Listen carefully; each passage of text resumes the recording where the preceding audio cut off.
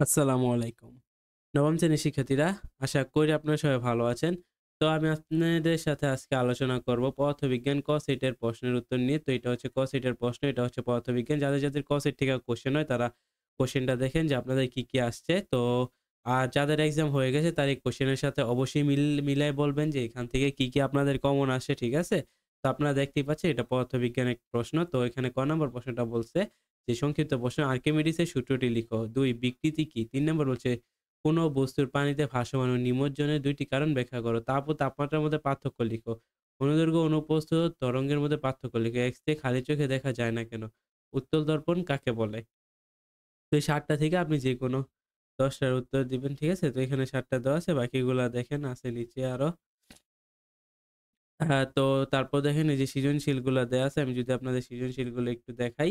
তো এখানে সৃজনশীলটা দেওয়া আছে এই যে এটা মেবি অধ্যায় ৫ থেকে আসছে। অধ্যায় ৫ থেকে, তো অধ্যায় ৫ থেকে এই টপিকের সৃজনশীলটা আপনি ভালোভাবে পড়বেন। ঠিক আছে? তারপর দেখেন এই যে এটা মেবি অধ্যায় ৭ থেকে আসছে তরঙ্গ। তরঙ্গ থেকে আসছে এই সৃজনশীলটা। তো এই তরঙ্গ সৃজনশীলটা এই যে এই টাইপের এটা বোর্ডের সৃজনশীল। আপনারা বোর্ড খুঁজলে এই সৃজনশীলটা আপনারা খুব ইজিলি পেয়ে যাবেন। তো এই সৃজনশীলটা আপনারা ভালোভাবে পড়বেন। ঠিক আছে? তারপর দেখেন এই যে এই রেল লাইনের যে সৃজনশীল এটা হচ্ছে গিয়ে অধ্যায় ৬ থেকে। ঠিক আছে? অধ্যায় ৬ থেকে আসছে। তো এটা আপনারা অধ্যায় ৬ এর বোর্ডের সৃজনশীলগুলা চেক করার পরে এই সৃজনশীলটা আপনি কাছাকাছি পেয়ে যাবেন। তারপর দেখেন এই যে এটা কোন অধ্যায় থেকে আসে জান না, আমি বলতাছি। এটা সরল দোলক। আ এটা সরল দোলক থেকে আসে। এটা সরল দোলকের অধ্যায় থেকে আসে, বুঝছেন? তো আপনারা ওই অধ্যায়টায় যাবেন, গিয়ে চেক করে দেখবেন এটা পায়া যাবেন। এটা তরঙ্গের অধ্যায় থেকে আসছে মেবি। আচ্ছা। তারপরে যে এটা দেখেন এটাও ৫ নাম্বারটা দেখেন এই অঙ্কটা ইজি, এটাও বোর্ডে সৃজনশীল। তারপর ৬ নাম্বারটা হচ্ছে গিয়া দর্পণ মানে আলোর অধ্যায় থেকে আসছে। তো এটাও ইজি। তো আপনারা এটা চেক কইরা দিয়েন। আর এটা দেখেন যে এটা বোর্ডের সৃজনশীল। এই অধ্যায়ের মধ্যে যদি আপনারা বোর্ডগুলা খুঁজেন তাহলে এই সৃজনশীলটা আপনারা ইজিলি চোখে পড়বে। তারপর ৭ নাম্বার যে সৃজনশীলটা আছে এটা মেবি স্থির তড়িৎ থেকে আসছে।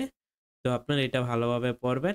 এটা ইজি একটা সৃজনশীল। তো এটাও আপনারা যদি বোর্ড চেক করেন তাহলে বোর্ডের মধ্যেই সৃজনশীলটা খুব ইজিলি পেয়ে যাবেন। তো শিক্ষার্থীরা, আশা করি আপনারা পদার্থবিজ্ঞান কোয়েশ্চেনটা ভালোভাবে বুঝতে পারছেন। তো এই কোয়েশ্চেনটা আপনারা ভালো করে প্রিপারেশন নিয়ে যাবেন। আপনাদের ভাগ্য ভালো থাকলে 100% কমন পড়বে। আর ভাগ্য ভালো না থাকলে কিন্তু আমি এতটুকু বলতে পারি এখান থেকে 50 থেকে 60% আপনার টপিক রিলেটেড কোয়েশ্চেন আসবেই আসবে। ঠিক আছে? তো গাইস, আজকের ভিডিওটি এই পর্যন্ত ছিল। ভালো লাগলে চ্যানেলটিকে সাবস্ক্রাইব করবেন। আল্লাহ হাফেজ।